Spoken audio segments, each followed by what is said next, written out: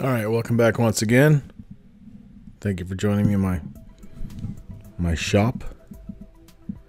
I think you'll find this project interesting. I did. Start off by cutting the top and the bottom of a protein canister. That's going to be my form, my mold.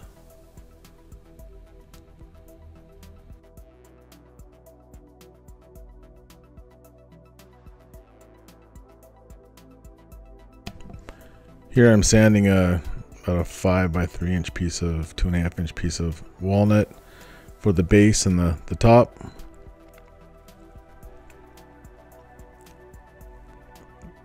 The outside edge isn't too important.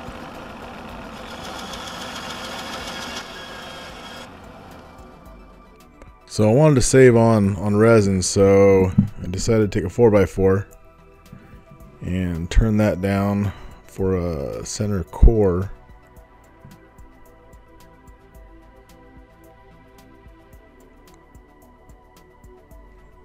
To displace some of the volume of the resin in the mold, as you'll see.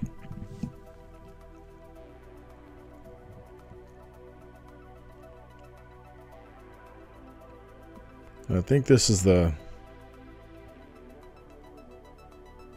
did some tools with this 1.5 inch spindle gouge and got a little more proficient with it, and with this pine it just, or Douglas fir, whatever this 2x4 thing or 4x4 thing is, it just ate it up pretty quick, and as you see it just disappears.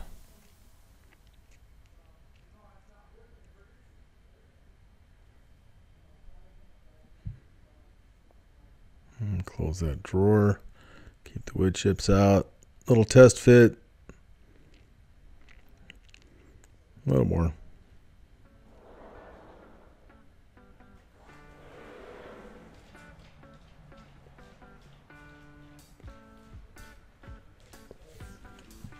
Take it for a test fit here, see how we're doing.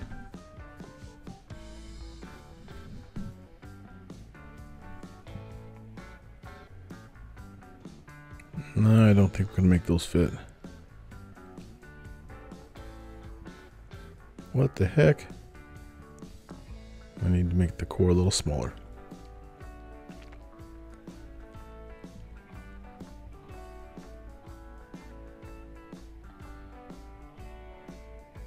Almost. You know what they say, third time's a charm.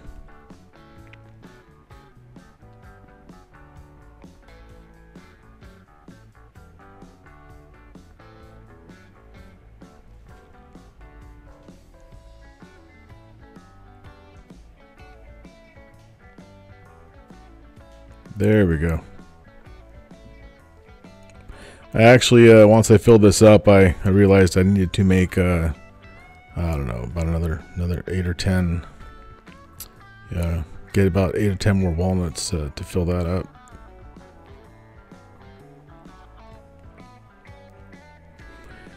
Now the walnuts, I'll tell you, I didn't film the prep of the walnuts, but I actually bought, I think, 5 or 8 pounds of walnuts. Sat down and split them, shelled them, took the meat out. Let me pause here for a second. So there I put some hot glue on a chopstick to raise that core up off the bottom so the resin would flow underneath it. So when I bored the center out, I wouldn't have any wood left in the bottom. So I actually took the walnuts, split them, cored them, took the meat out, sandblasted them, and then put a thin CA glue coating, which wicked out pretty good, and coated it, and then sealed them back up with medium CA glue on the seams, And then I sanded the seams, sandblasted the outside of the walnuts. Everything's going great, and you'll see there was a problem. I'll show you later.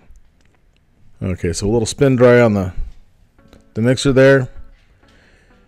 Typically that's about, ooh, damn. This is where it starts going wrong. Rough night.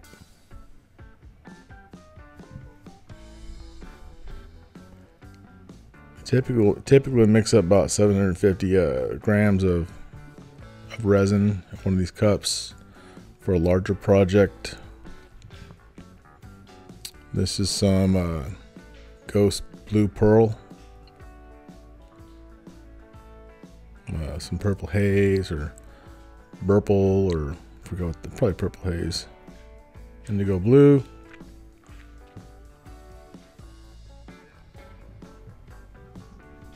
Now, in hindsight, if you wanted to do this, or if you did something like this, I would. If you wanted it turned out good, but if you wanted more of a separation in the colors, I would pour it in layers and then put the walnuts or the media in on top of it, rather than the resin filtering down over. It kind of mixes on the way down, if that makes sense.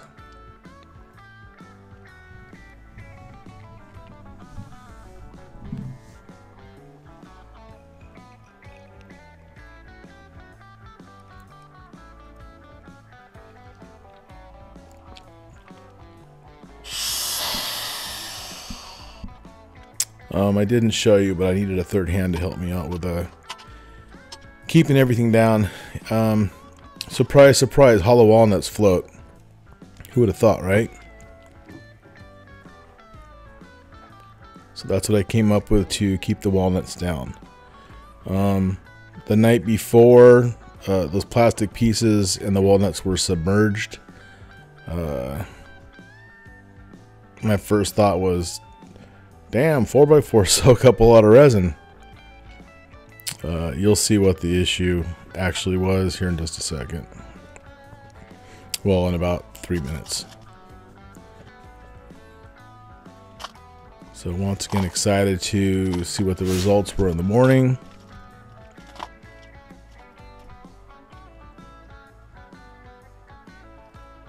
Yeah, I can work with that.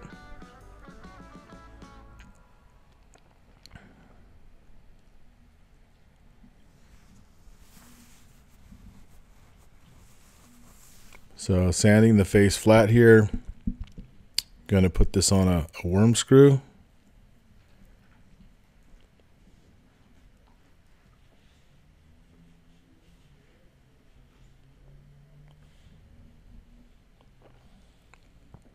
Now this lathe has that little lever on the right hand side there. There's actually a an indicating what's it called? I can't think of what it's called right now. But there's about, I don't know, I counted 48 different or 60 different holes around the belt pulley.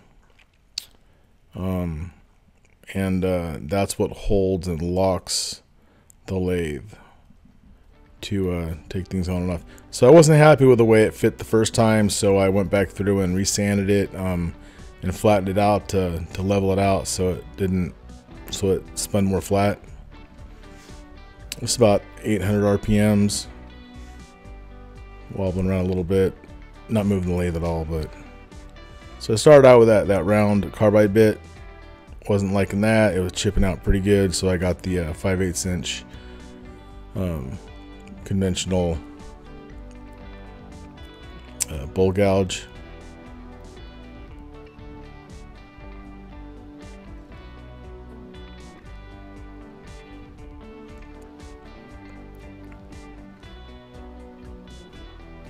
I did switch back to a square 15 millimeter homemade carbide scraper, cutter rather.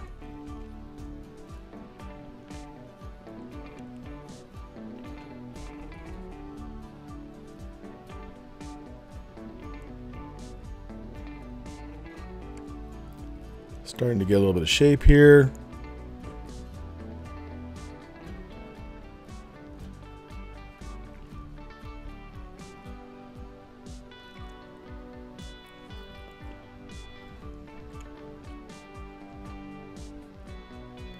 Now, I don't want to throw names out, but I saw Kim Tippin do this on a vase that she made, and I thought it was just the neatest thing. Taking the base and cutting it in half and using it for the top part. And instead of starting with 2 pieces, just using what was there, and I just thought it was the neatest thing, and I've done it several times. It works out great.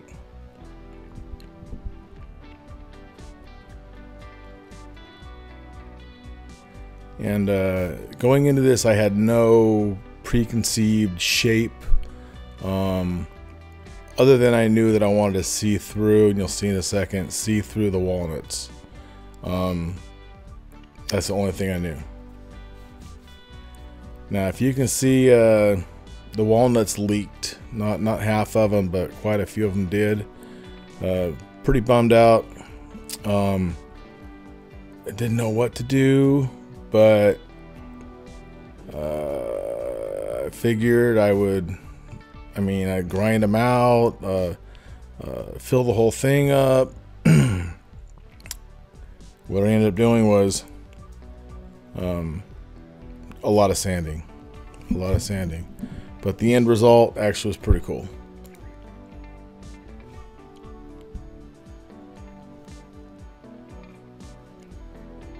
So these blanks that I got were not premium blanks, eBay special, but hey, cracks are cool.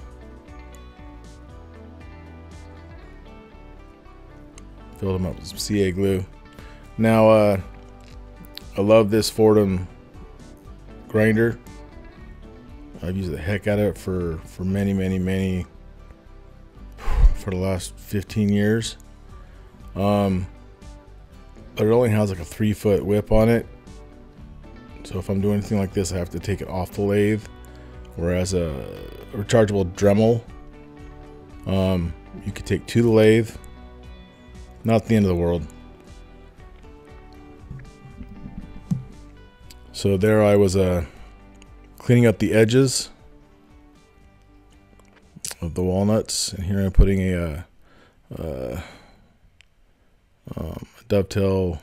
Oh, I always confuse the two. Mortise on the bottom here to put the 4-jaw chuck on.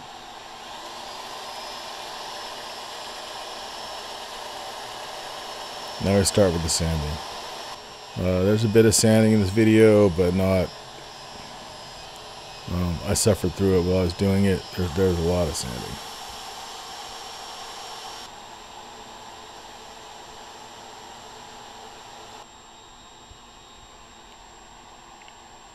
So there I am sanding all the edges. I didn't touch like the top part of the flooded walnuts because they were pristine. But I had to sand and roll over the edges to polish them and to transition them. So after wet sanding up to 1000 grit, using the brown, the blue rouge, bringing the shine out.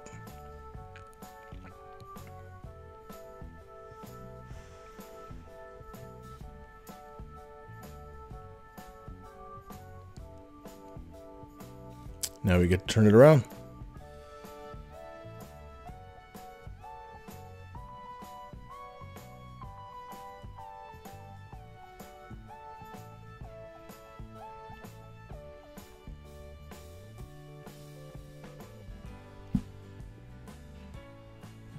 Straighten the face of that off, and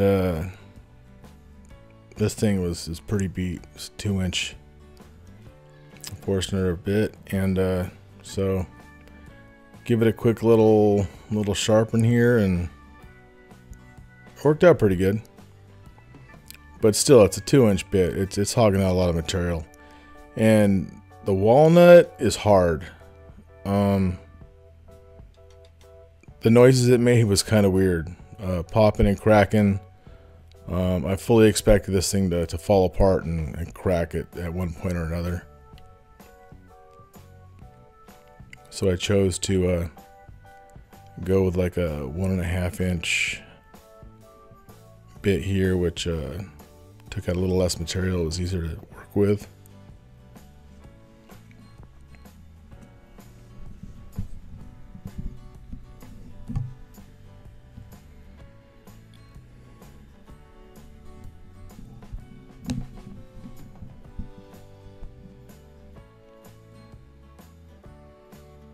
Then finishing up with the 2-inch bit.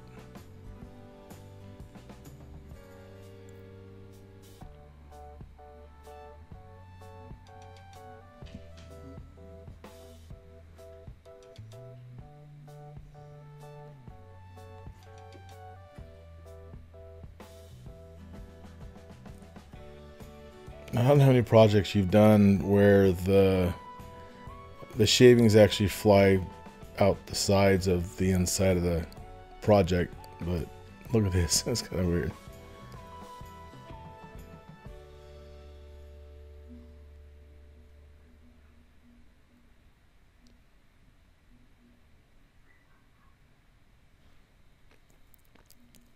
I didn't take a lot of material, a lot more material off the inside of this.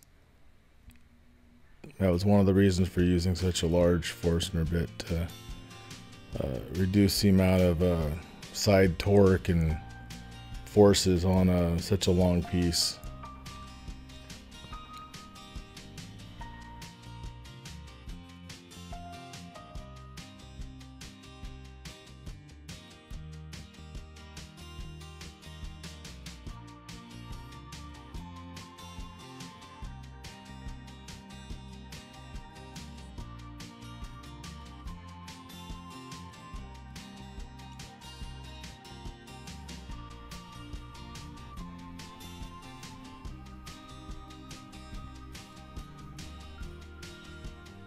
Using a little 10mm square, 10 or 12. I use a 12mm square carbide bit on that detail tool I made to, and that diamond cutter too, to give that top lip a round rolling lip.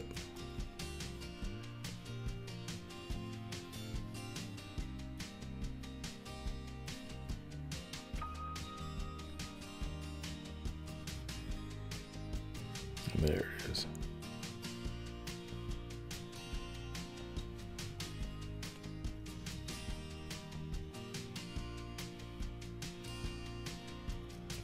All these carbide cutters are not negative rake, by the way. So early on, I kind of got in a little trouble, a lot of chip out. You can't hog the material out. You got to be careful.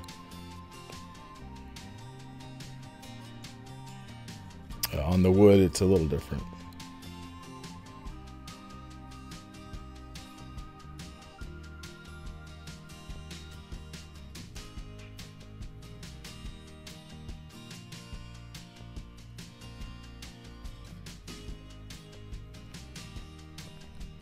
There were some spots on the outside that I wasn't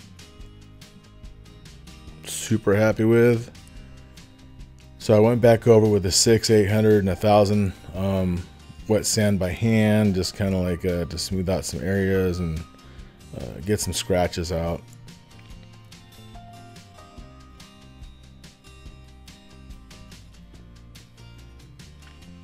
After letting it dry for a while, all the wet sanding actually does something weird too, especially like this darker wood. It turns it very chalky, very white.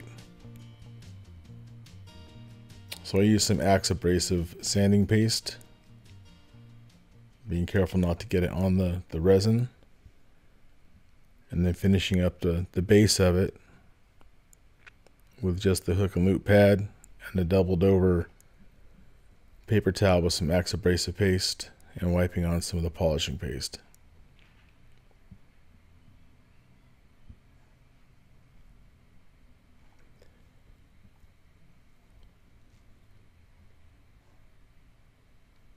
And there it is. Well, I hope you liked this video. If you're still with me, obviously you did. Please like and subscribe.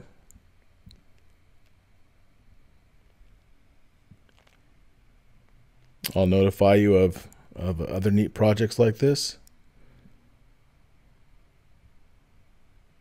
Have a good day. Stay safe.